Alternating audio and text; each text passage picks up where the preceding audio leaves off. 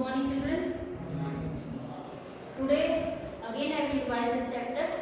Chapter is bank reconciliation statement. Bank, I think everybody know what is bank. What is bank? जिधर पैसे रखते हैं, जिधर पैसे रखते हैं, डिपॉजिट करते हैं, विड्रॉल करते हैं, that institution is called the bank. Okay. Reconciliation means telling. And statement record. So now this time we are telling some records related to cash book and related to passbook. Okay. Cash book किसके पास है cash book? हमारे. We are from और household.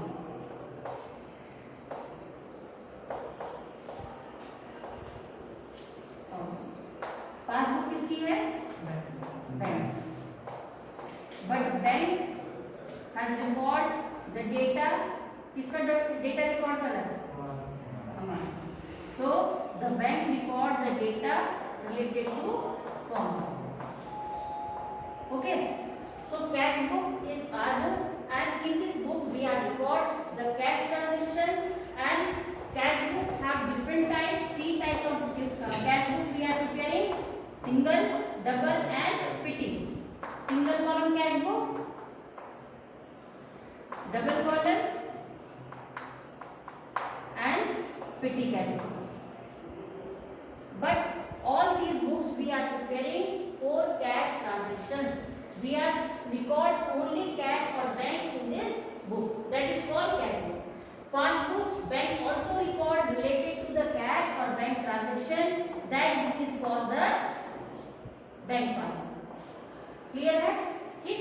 तो यहाँ से उन्होंने कहा कि कैश बुक को मेंटेन करने के 3 मेथड है. 3 types we are preparing the cash book: single column, double column, and petty. Single column we are preparing 2 columns, debit and credit. Debit column we use for the receipts, and credit column used for payments. Okay. And double column cash book we are preparing 2 column in debit side, same 2 column we are preparing in credit side. Debit side one column for cash and second column for bank. Same credit, 1 column for cash and second column for bank. Suppose X given 5,000 cash and 5,000 check to Mr. Y.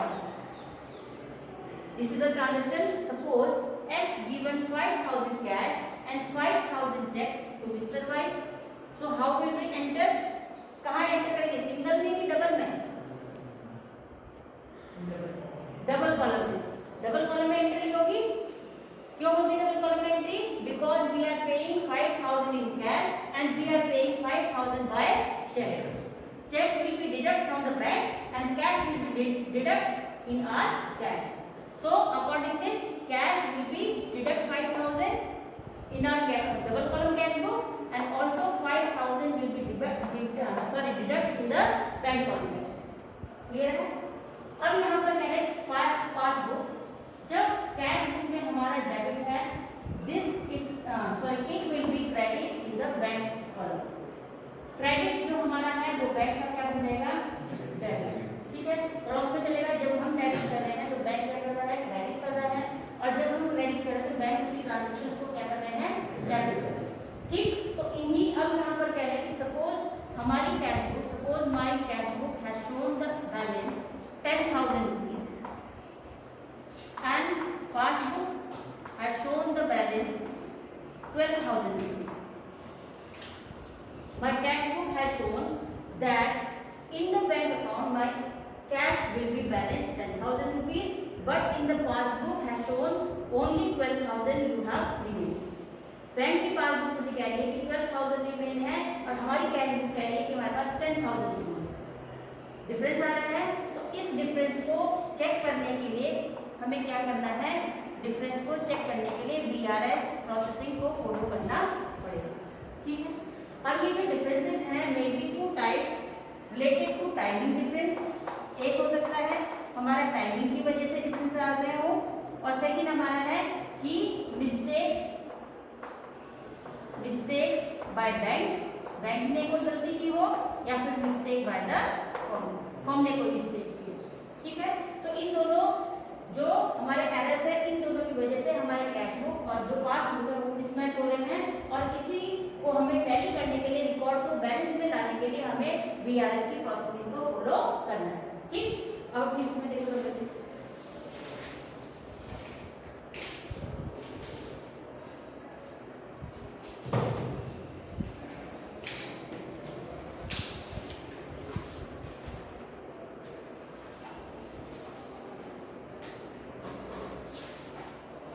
Format timing difference यहाँ से देखो सब बच्चे, VRS a bank statement or a bank passbook is a copy of a bank account as shown by the bank report. Records the amount of balance shown in the passbook or the bank statement must tally with the balance as shown in the cash book, but in practice these are usually found to be different. It will be observed that a bank statement passbook show all deposit in credit side, क्या लिखा है यहाँ पर कि जो bank की passbook है वो सारे डिपॉजिट को क्रेडिट साइड में क्या करती है, शो करती है। All the deposit will be shown in credit column by the bank account. जितने भी withdrawals हैं वो कहाँ पर होंगे, बैंक के डेबिट कॉलम में। ठीक, credit column and withdrawal in the debit column. If deposit exceed withdrawal, it show a credit balance, and if withdrawals exceed deposit, it will show a debit balance. Overdraft means liability. Need for reconciliation. It is generally experienced that when a comparison is made between the bank balance as shown in the firm's cash book, the two balances do not tally. We have to first ascertain the causes of difference, therefore, and then reflect them in a statement called DRS to reconcile, tally the two balances.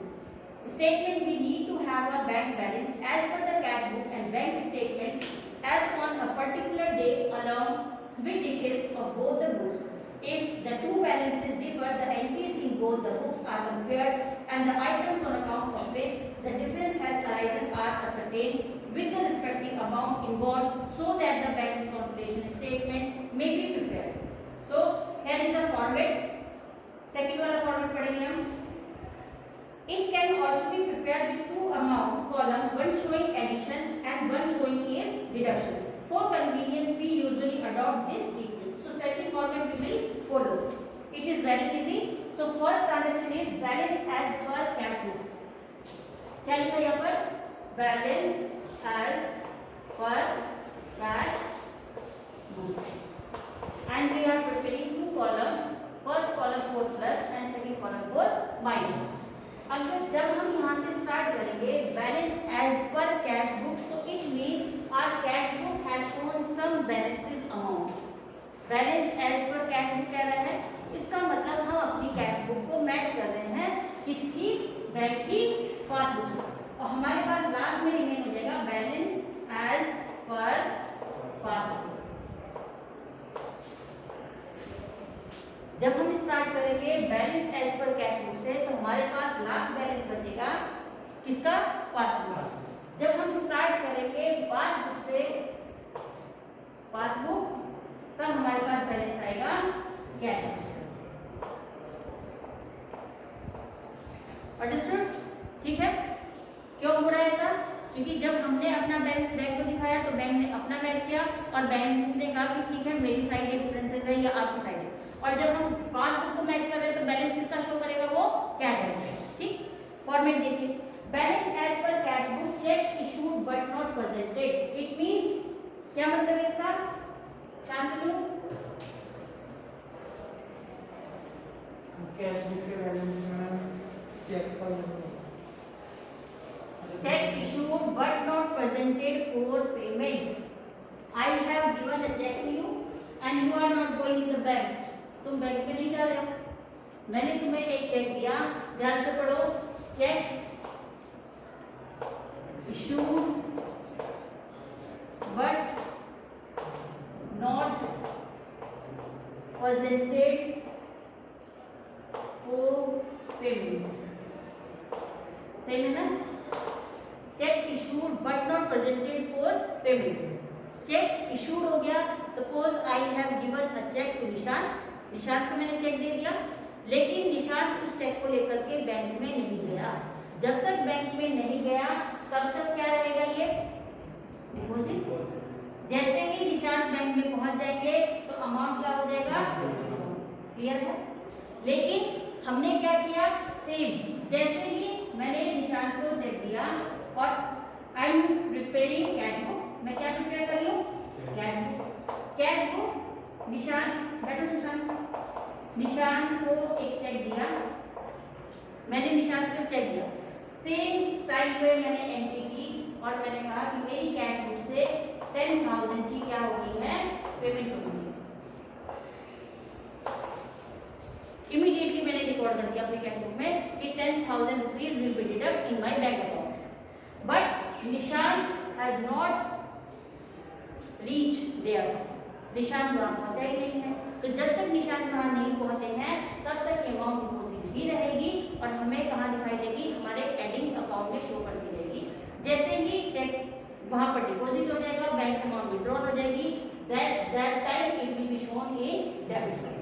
ठीक है. Second, cheque issue but not present, it will be at interest credited by the bank.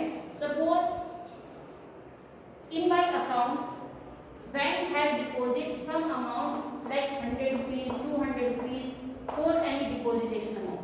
So अगर bank कभी हमें 100 rupees 200 rupees ऐसा कोई dividend है, ऐसा कोई प्रॉफिट है, वो हमारे अकाउंट में क्या करते हैं, डिपॉजिट कर देते हैं. लेकिन हमें उसके बारे में नहीं पता. ये हमें कब पता चलेगा, जब हम पासबुक को बैंक में ले जाएंगे और तभी एंट्री होगी. लेकिन हमें नहीं पता कि सपोज मेरे हिसाब से 10,000 अमाउंट है बैंक में, but the amount has shown 10,500 in bank account. लेकिन बैंक अकाउंट में शो कर रहा है कि 10,500. तो it means 5,000 amount has exceed. यहाँ पर 500 मेरे पास एक्सीड अमाउंट है. कहाँ से आई है, इसका मतलब बैंक ने मुझे कोई इंटरेस्ट कुछ ऐसा प्रोवाइड किया. ठीक है. Third, cheque deposit but not credited by the bank. Cheque deposit हुआ लेकिन क्रेडिट बैंक से नहीं हुआ. क्रेडिट क्या है बैंक का. Next, bank charges not recorded in the cash book.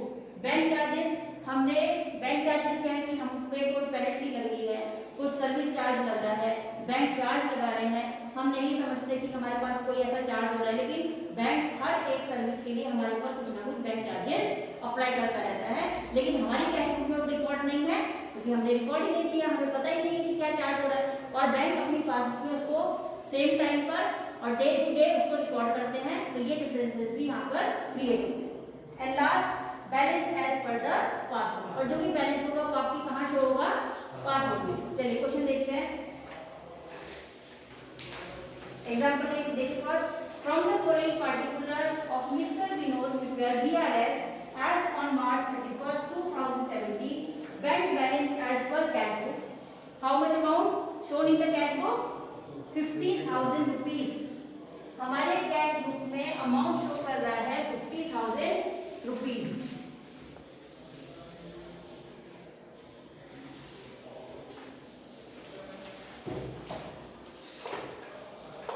Cash book balance 50,000 rupees. हमारी कैश बुक में बैलेंस शो कर रहा है 50,000 रुपीज. तो इसका मतलब है ये अमाउंट हमारे पास है. Next, cheque issue but not presented for payment. Cheque issue हो गया लेकिन प्रेजेंट करने के लिए नहीं पहुंचा. तो जब तक नहीं पहुंचा तब तक क्या है, ये भी ऐड है. Next, the bank has directly collected dividend 8,000 and credited to bank account but not entered in the cash book. Bank ने एक डिविडेंड हमें दिया 8,000 का, लेकिन अभी हमारे बैंक अकाउंट से वो क्रेडिट नहीं हुआ. क्रेडिट मतलब बैंक ने उसको डिपॉजिट नहीं किया. इसके बाद not entered in the cash book, हमें पता ही नहीं है. तो ये हमारा क्या चल रहा है, ऐड. नेक्स्ट, बैंक चार्जेस, ठीक है, dividend collected by the bank add हो गया. 6,000 हमारी ऐड होगी, प्रेजेंट फॉर पेमेंट नहीं पहुंचे हैं.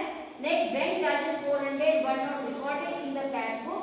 हमारे बैंक चार्जेस हमसे डिडक्ट होंगे 400 के, ये हमारे क्रेडिट लेस हो गए. इसके बाद है bank charges balance as per passbook. आपकी बैलेंस में पासबुक में कितना बैलेंस होना चाहिए? 57,600। हमारी कैश बुक में कितना शो कर रहा है? 64,000। हम कह रहे हैं हमारी कैश बुक के अकॉर्डिंग 64,000 रुपीज डिपॉजिट होने चाहिए थे, लेकिन बैंक पासबुक शो कर रही है कि आपके अकाउंट में 57,600 की अमाउंट डिपॉजिट है या रिमेन है। क्रेडिट मतलब माइनस कॉलम जा रहा है, तो यहाँ पर इसका मतलब 400 बैंक चार्जेस हुए। हमने ये सब डिडक्ट कर दिया, हमने ये सब क्या कर दिया, यहाँ पर ऐड कर रखा है, लेकिन यहाँ पर अभी ट्रांजेक्शन्स यूज नहीं हुई, तो ये यूज हो जाएंगे, तो यहाँ पर बैलेंस पासबुक का कितना शो होगा? 57,600। ठीक है, चलो फर्स्ट क्वेश्चन करते हैं।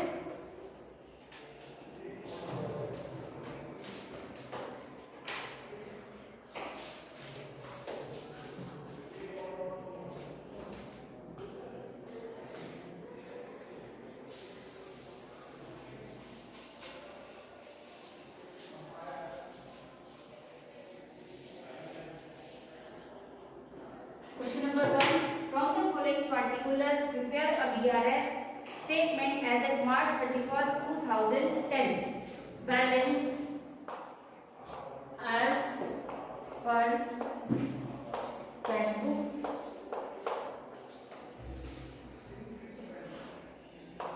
Particulars plus minus. Balance as per cash book 3,200. First solution. Second, transactions is check issue.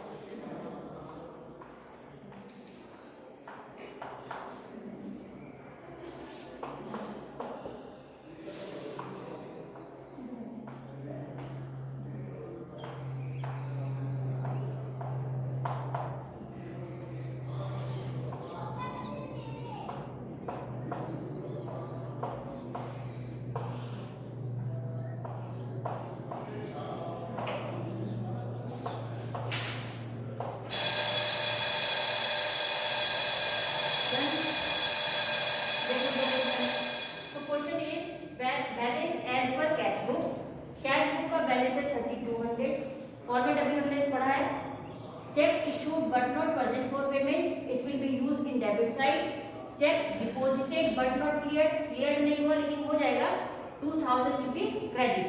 Next bank charges debited bye the bank, जब यहाँ पर डेबिट होगा डेबिटेड बाय द बैंक तो हम इसको यूज करेंगे अपने लिए क्रेडिट, तो ये क्या हो जाएगा क्रेडिट।